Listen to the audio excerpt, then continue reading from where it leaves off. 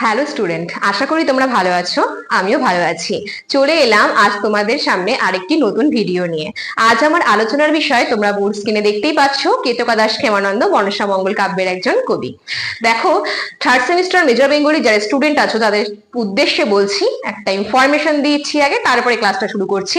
আমাদের online class যেহেতু শুরু হয়ে গেছে, তোমরা যারা ভাবছো আমাদের কোচিং সেন্টারের সঙ্গে যুক্ত হবে, তারা কিন্তু দেরি না করে খুব তাড়াতাড়ি আমাদের সঙ্গে যোগাযোগ করো। আমাদের যোগাযোগ নাম্বার 6295916282। এছাড়াও আরেকটি নাম্বার রয়েছে আমাদের 7076398606। এই দুটো নাম্বারে ফোন করে তোমাদের কোর্স ফিস যা কিছু জিজ্ঞাসা রয়েছে তোমরা করে নিতে পারো। সুতরাং দেরি না করে খুব তাড়াতাড়ি কিন্তু তোমরা যুক্ত হয়ে যাও। অনলাইন ক্লাস শুরু হয়ে গেছে, সাপ্তাহিক ক্লাসগুলো তোমাদের দেওয়া হচ্ছে সপ্তাহে দুদিন করে, বুধবার এবং শুক্রবার, গুগল মিটে। আর এছাড়াও রয়েছে তোমাদের জন্য নোটের ব্যবস্থা, সম্পূর্ণ ফ্রেশ নোট।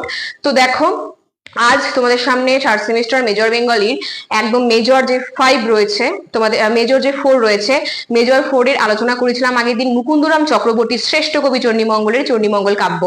বিস্তারিত আলোচনা করেছিলাম।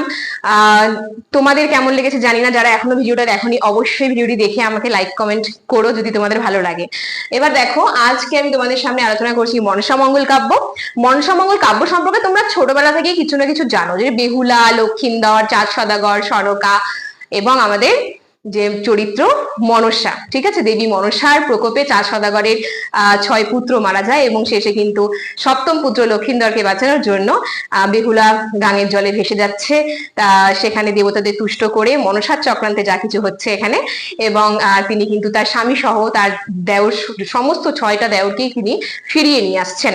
এই হচ্ছে মনসা মঙ্গলের কাহিনী। এবং শেষে কিন্তু এই যে তার 7 সন্তান ফিরে এলো, একটাই ছিল, সেটা হচ্ছে একটাই কথা ছিল যে মনসা, দেবী মনসা বলেছিল তোমাকে আমার পুজো করতে হবে। তো লক্ষিন্দর কিন্তু, আমাদের লক্ষিন্দরের পিতা চাঁদ সদাগর, তিনি কিন্তু শিব ঠাকুরের ভক্ত ছিলেন এবং তিনি শিব ভক্ত ছিলেন বলে তিনি মনসার পুজো করতেন না। যে প্রকোপ পড়েছিল তার সংসারে, সনকা কিন্তু লুকিয়ে দেবীর পুজো করতো, মনসার পুজো, কিন্তু চাঁদ সদাগর রেগে গিয়ে সেই ঘট ভেঙে দেয়। তো আমরা দেখতে পারি যে বিভিন্ন ঘটনার সম্মুখীন হতে হয়েছে। সনকারও এখানে একটা মানে যে করুণ রস সনকার চরিত্রের মধ্য দিয়ে সেটা আমরা দেখতে পাই। তিনি একজন মা, তিনি বারবার তার সন্তানকে হারাচ্ছেন।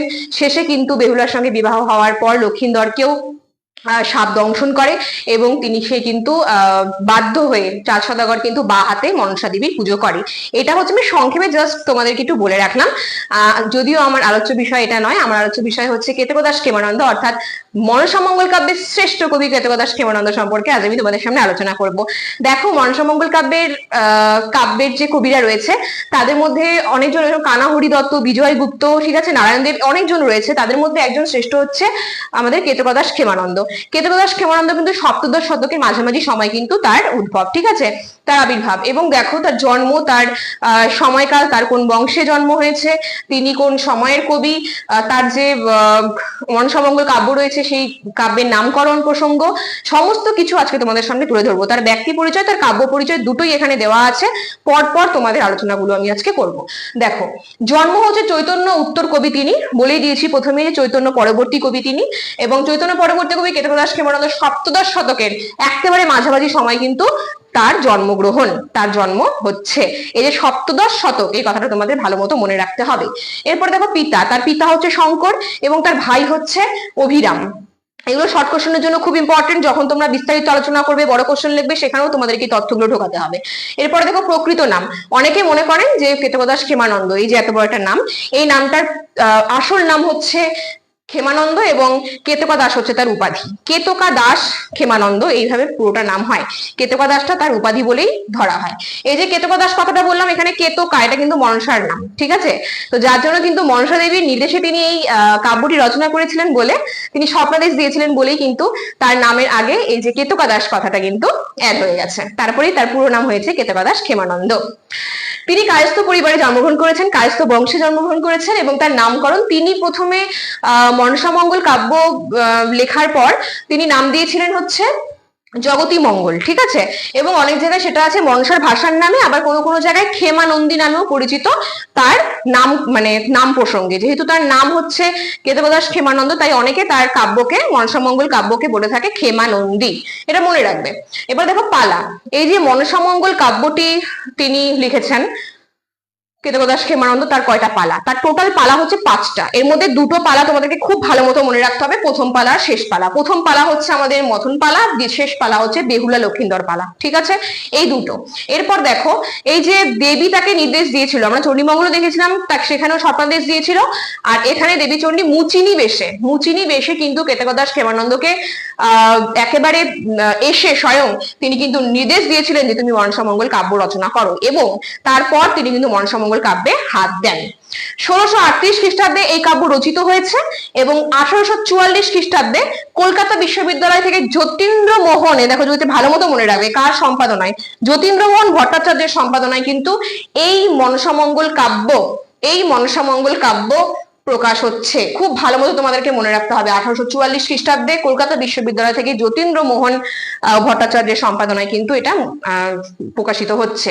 এবং আমরা জেনে থাকি, এটা জেনে রাখা দরকার, যে মনসামঙ্গলের কবিদের মধ্যে প্রথম মুদ্রণ সৌভাগ্য লাভ করেছিল কিন্তু কৃতজ্ঞদাস ক্ষেমানন্দ, এবং মধ্যযুগের মনসামঙ্গল কাব্যের সব থেকে সর্বশ্রেষ্ঠ কবি হচ্ছে আমাদের মনসামঙ্গলের কবি হচ্ছে কৃতজ্ঞদাস ক্ষেমানন্দ।